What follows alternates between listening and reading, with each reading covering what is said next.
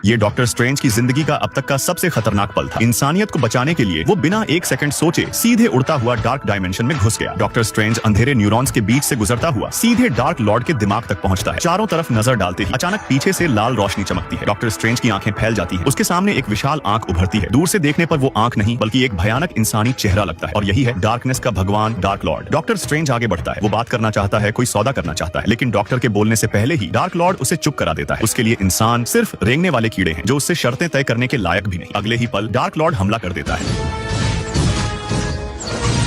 और फिर अपने मुंह से उगलता है 3 स्वाद वाली दिव्य आग। डॉक्टर स्ट्रेंज 3 सेकंड भी नहीं टिक पाता। उसका शरीर जलकर राख बन जाता है और हवा में गायब हो जाता है। लेकिन डार्क लॉर्ड नहीं जानता था, यहाँ पहुंचते ही डॉक्टर स्ट्रेंज खुद पर एक खतरनाक जादू डाल चुका था। एक ऐसा जादू जो समय को बार बार पीछे मोड़ देता है। डार्क लॉर्ड पर इस जादू का असर नहीं होता, इसलिए वो तुरंत समझ जाता है कुछ गड़बड़ है। फिर भी वो झुकने को तैयार नहीं होता। एक जोरदार घूंसे में डॉक्टर को फिर से मौत के मुंह में भेज देता है, लेकिन कोई फायदा नहीं। डॉक्टर स्ट्रेंज फिर से जिंदा हो जाता है, फिर मरता है, फिर लौट आता है। डार्क लॉर्ड सोचता है हर मौत एक दर्द है और एक दिन ये इंसान टूट जाएगा। लेकिन जो वो नहीं समझ पाया वो ये था कि हर मौत डॉक्टर स्ट्रेंज को और मजबूत बना रही थी। हर अपमान के बाद, हर दर्द के बाद डॉक्टर फिर खड़ा होता है सीधे डार्क लॉर्ड के सामने। आंखों में डर नहीं, सिर्फ टकराव होता है। नतीजा हजारों तीर सीधे सीने के आर पार। लेकिन ये अंत नहीं था। लगातार 108 बार समय का वही चक्र दोहराने के बाद अब डार्क लॉर्ड खुद टूटने लगता है। गुस्से और बेबसी में आखिरकार वो समझौते के लिए मजबूर हो जाता है। कासिलियस हमला जारी रखने की कोशिश करता है, लेकिन उसका शरीर अचानक बिखरने लगता है। वो टुकड़ों में बदलकर डार्क डायमेंशन में वापस खींच जाता है।